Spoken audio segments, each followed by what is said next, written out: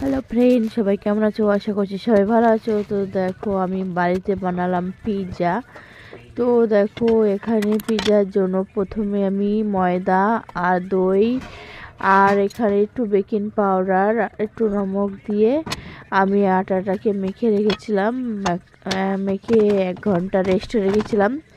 তারপরে তার জন্য কেটে নিলাম পেঁয়াজ, শিমলা মির্চ, 3 রকমের শিমলা মির্চ, red colour, yellow colour, green colour, আর তার সাথে ছিল টমেটো, পেঁয়াজ।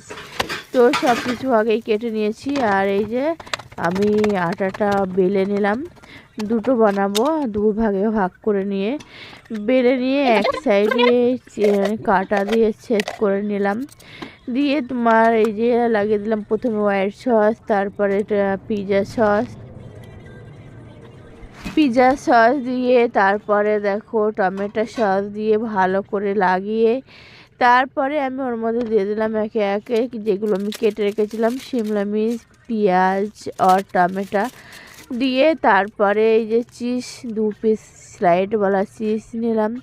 2 পিস চিজ আমি কিনা ভালো করে ওইগুলো একটু ভেঙে ভেঙে দিলাম পুরোটাই যাতে আসে। তারপরে অরগানো, চিলি ফ্লেক্স, একটু মির্চি পাউডার, নমক দিয়ে দিলাম। দিয়ে এই যে হয়ে গেছে, আমি ঢাকা দিয়ে দিলাম। তারপরে দেখো 10 মিনিট পরে ফের দিয়ে গেলাম। আমি বলছি আরেকটু হোক, তার জন্য আবার দিয়ে দিলাম। দিয়ে এই যে উঠিয়ে নিলাম, আমার পিৎজা অলমোস্ট ডান। তো চলো, আমার আর একটা পিৎজার জন্য ওটা আমি রেডি করছি। এটা একটু বড় পিৎজা হবে, কারণ ওইটা একটু ছোট। দিয়ে যে বেলে নিলাম, বেলে নিয়ে তাওয়ায় বসিয়ে দিয়েছি। চলো বাই বাই, ভালো থেকো, সুস্থ থেকো।